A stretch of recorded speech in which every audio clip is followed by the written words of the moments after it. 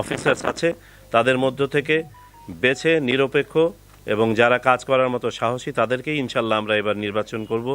বর্তমানে কোনো পলিটিক্যাল গভর্নমেন্টও ক্ষমতা নাই এবং অ্যাপলিটিক্যাল গভর্নমেন্টের কোনো প্রভাবও নাই, ভবিষ্যতে ইনশাল্লাহ থাকবে না।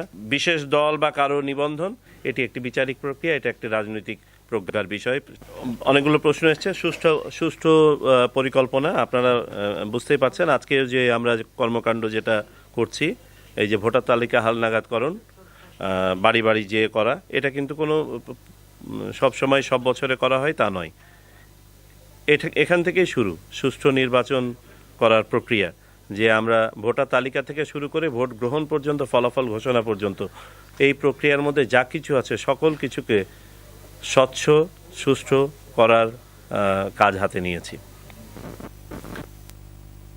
প্রিজাইডিং অফিসার, পোলিং অফিসার ইত্যাদির নিয়োগ, জি হ্যাঁ, এ নিয়েও অভিযোগ আছে যে অতীতে দলীয় বিবেচনায় হয়তোবা তাদেরকে নির্বাচন করা হয়ে থাকতে পারে, বা তারা যেভাবে কাজ করার কথা সেভাবে কাজ করতে পারেন নাই।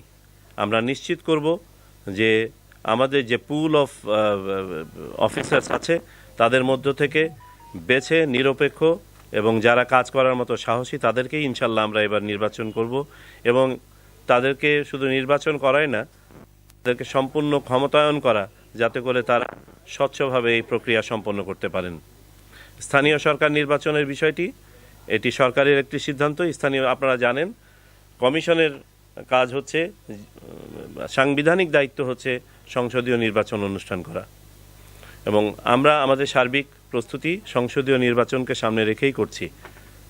আর স্থানীয় সরকার নির্বাচন সংক্রান্ত কোনো সিদ্ধান্ত যদি সরকার গ্রহণ করে, আগে বা পরে বা কিছু সংখ্যক, সেটা সময়েরই ব্যাপার। যখন এই সিদ্ধান্ত নেওয়া হবে যে প্রার্থীকে এমপির চোখে, আমি মনে করি এটি একটি পরিবর্তিত পরিস্থিতি।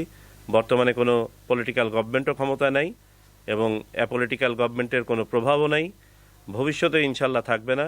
আর বর্তমান নির্বাচন কমিশনের অধীনে যা যা করা প্রয়োজন তাই করা হবে, যাতে করে সবাই সমভাবে সবার দিকে তাকান, কারো দৃষ্টিতে দেখার কোনো সুযোগ নেই। পুলিশের সক্রিয়তা, আমি নিশ্চিত, প্রতিষ্ঠান হিসেবে শুধু পুলিশ নয়, সকল প্রতিষ্ঠানের ভাবমূর্তি প্রশ্নবিদ্ধ হয়েছে প্রশ্নবিদ্ধ নির্বাচনের কারণে। এবং আমরা সবাই উপলব্ধি করি, সেটা নির্বাচন কমিশন থেকে শুরু করে সংশ্লিষ্ট সবাই আমরা উপলব্ধি করি যে আমাদের সবার ভাবমূর্তি পুনরুদ্ধার করতে হবে, এবং সেটার একমাত্র উপায় হচ্ছে সুষ্ঠু নির্বাচন।